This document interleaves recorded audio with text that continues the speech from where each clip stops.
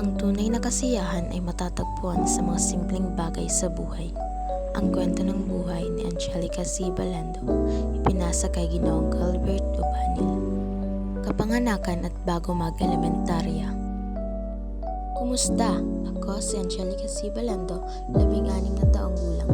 Ako ay pinanganak noong Agosto 29, 2008 sa Barangay Paragom, Carigara, Leyte. Ang aming bahay noon ay malapit sa simbahan. Ngunit pagkatapos ng Yolanda ay lumipat kami sa bagong tinutuluyan namin ngayon. Ito ay malapit na sa bahay ng lolo't lola namin. Ang aking mga magulang ay sina Angel L. Balando at Patricia C. Balando. Silang dalawa ay magsasaka. Ang aking ina ay nakatira noon sa Barangay Santa Fe, Carigara, Leyte, kasama ang kanyang mga magulang at iba pang mga kabang-anak. Ang aking ama naman ay dito lumaki sa Barangay Paragom, Carigara, Leyte.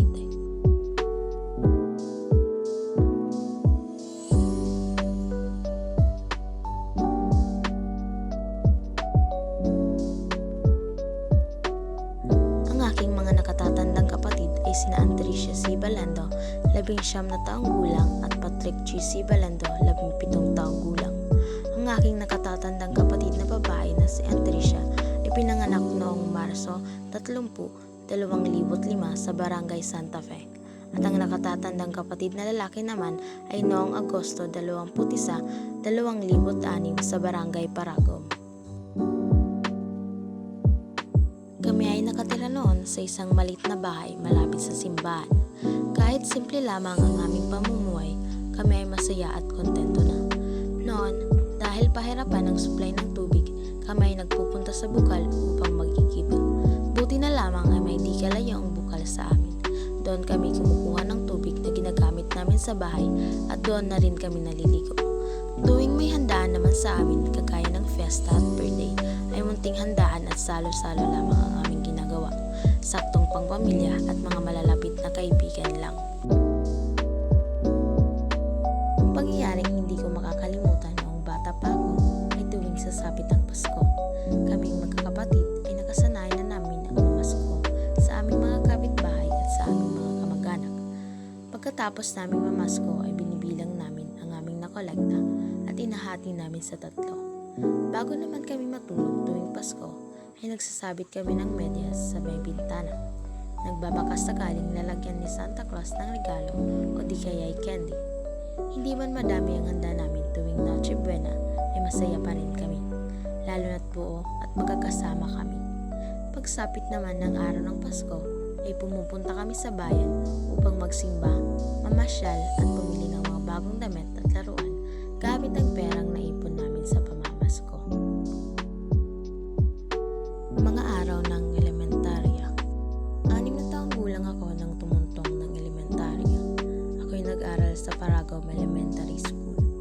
Ang aming paaralan ay matagal nang nakatayo roon. Dito nag-aral ang aking ama, kanyang mga kapatid, kaming magkakapatid at ang aking mga pinsan. Ang aming paaralan ay medyo may kalayuan sa aming bahay, ngunit ito'y nilalakad lang namin. Ang aking mga guro noon ay sina Ginang Lilibet Netruda sa unang baitang, si Ginang Risa G. Alobida naman sa 2nd baitang, at Ginang Elisa G. Macanda sa 3rd baitang naman.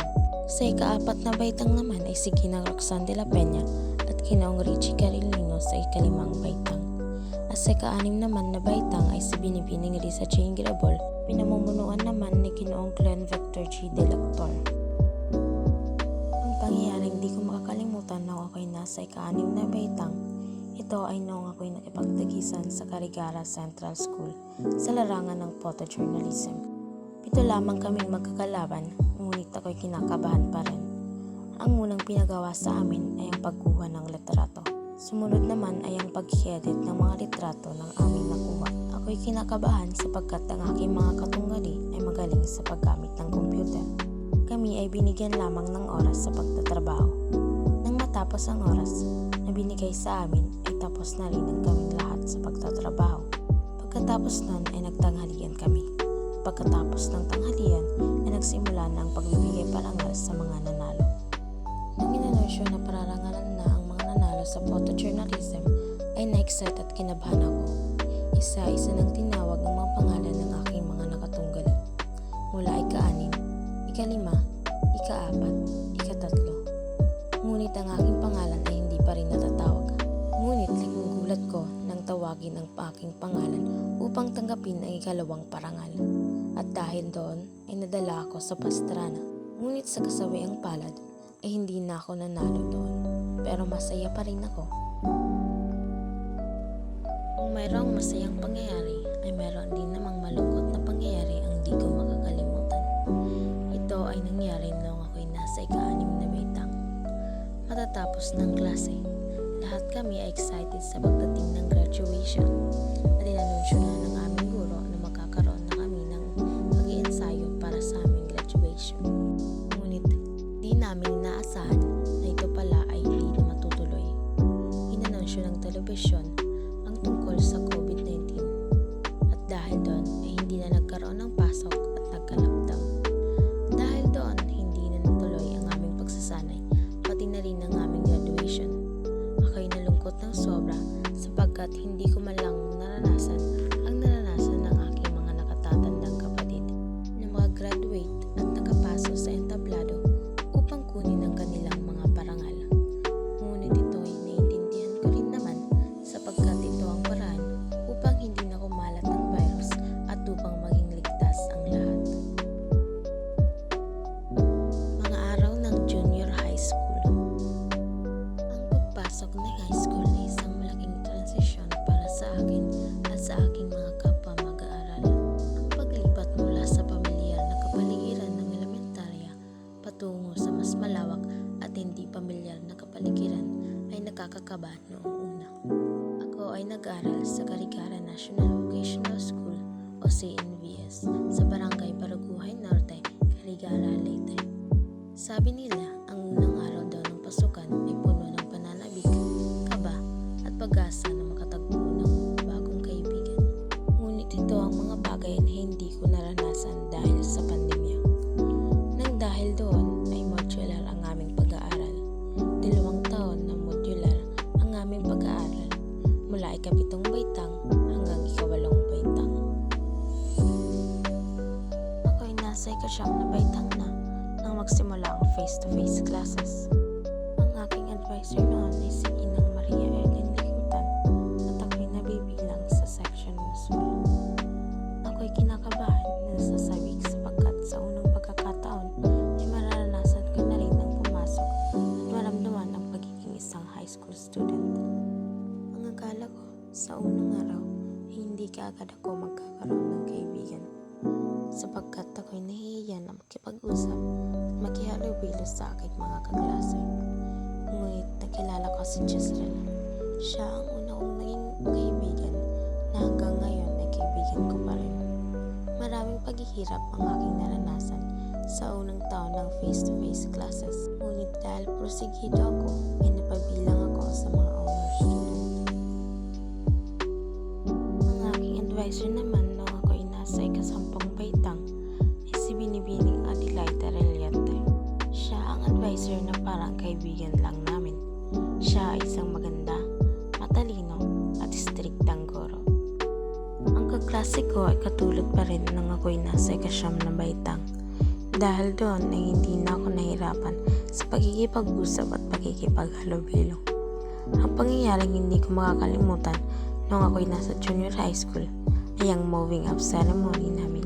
Sapagkat ito ko naranasan ang hindi ko naranasan noong ako'y nasa ika-6 na baitang. Ito ay ginanap sa Eastern Visayas State University or REVSU sa kanilang mini gym.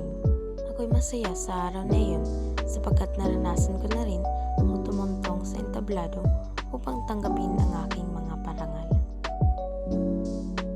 Ang mga araw ng junior high school ay isang napakahalagang parte sa aking buhay sapagkat ito ay puno ng mga masasaya, malulungkot at mga pangyayari na kapupulutan ng aral na humubog sa akin sa kung sino ako ngayon. Kasalukuyan. Ngayon ay taong 2024 kung saan magsisimula ang bagong yugto ng aking high school life. Ako'y nasa ika-11 baitang o senior high school na. Ako'y nag-aaral sa Carigara National Vocational School o CNVS Barangay Barangay Norte, Carigara, Leyte. Ang aking napiling strand ay GAS o General Academic Strand sapagkat ako'y hindi pa sigurado kung anong kurso ang aking kukunin pagdating sa kolehiyo. Kung magkolehiyo man ako, ang aking advisor ngayon ay si Ginang Eileen Metalia at ako'y napabilang naman sa section sa Bisig. Ang pagiging isang senior high school ay isang malaking transition para sa akin sapagkat ito ay ibang-iba sa junior high school lalo na't GAS ang aking strand. Mas mahirap ang senior high school sapagkat kung dati ay may panahon ka pang magawa ang mga bagay na gusto mo, ngayon ay hindi na. Ngayon rin ay mas marami ang pag-uulat sa harap ng iyong guro at mga kaklase. Bilang isang GAS student ay malaki ang mga ekspektasyon nila sa amin. Maraming guro ang nagsasabing matatalino, magagaling at mabilis matuto ang isang GAS student. Ngunit di nila alam na ito ang pinakamahirap na strand sapagkat kahit ako na napabilang noon sa honor student ay nahihirapan din. At may ibang mga tao rin ang nagsasabing pag ikaw ay napabilang sa GAS, ikaw ay magaling sa matematika at Ingles. Magaling ka rin daw pagdating sa pagkikipagtalastasan, pag-uulat at sa pagmememorya ng mga paksa. Sa senior high school mo mararanasan at mararamdaman kung gaano kahirap ang maging isang estudyante sapagkat dito mas komplikado, mas mahirap at may mas malalim na kahulugan ang mga paksa. Ito ay hindi madali, ngunit gagawin ko ang lahat upang maintindihan at munawaan ko ang mga ito.